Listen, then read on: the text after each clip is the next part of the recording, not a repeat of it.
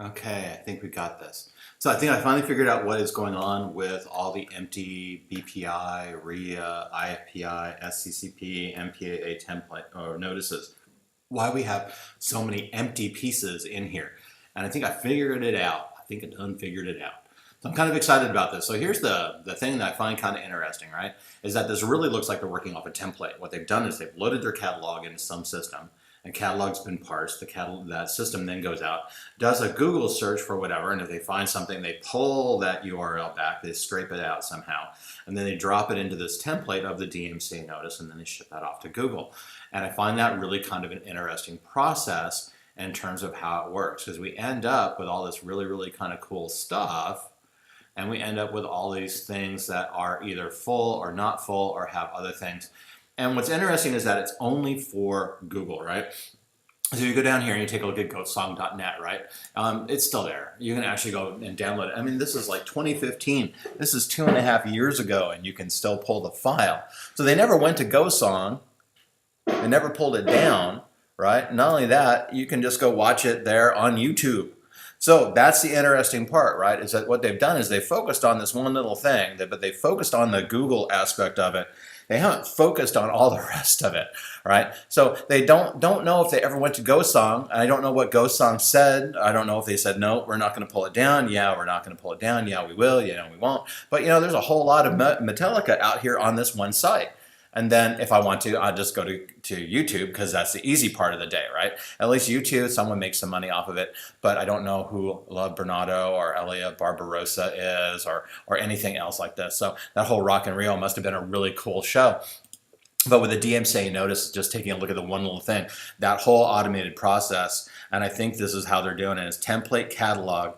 Catalog then goes, scans Google. Google comes back with an answer. Then they throw that into their template, their DMCA template, and then they go and they throw it on over to Google to have it removed. And that's the circular process, and that's why we end up with all these originals allegedly missing. That's why we end up with all these big holes in the process. And I think by doing this without having a human in here, without actually validating and verifying and going through and taking a look at things, that the copyright holders are missing these amazing opportunities to go back through and take a look at how the whole process works and all the rest of it. And and in a lot of ways, they're missing it where it is. I don't even know where GoSong lives. I haven't done the DNS lookup. I haven't done a who is yet, so I don't know who they are. Yeah. So this is kind of interesting. I think that's why they're doing what they're doing. We have the template. They take the template, they run their catalog through, they circular logic it through Google, and Google goes and pulls it down, but no one really ever truly addresses that whole process, where the file actually exists, if it actually exists. And remember that this DMCA notice was sent January 12th, 2015. So it's 2.5 years later, and it's still there. So that's where this whole process is kind of breaking down, I think. And this is the conclusion that I'm going to draw after looking at hundreds of these templates and going through them and going, why are they so empty? And you've seen the videos. Hopefully you've gone back and taken a look at stuff in terms of what I've been doing during the research. Because I think this is the process. Right? I think this is exactly how the big companies are handling the process. They're kind of like doing it, and then they're kind of not really doing it, and then they're kind of coming back and they're doing it, and then they're going out and they're not really doing it. So that's where I think we're at. And that's where I think this is going to be the interesting conclusion to draw from this whole pirate thing, right? That's my keyword for this one is pirate.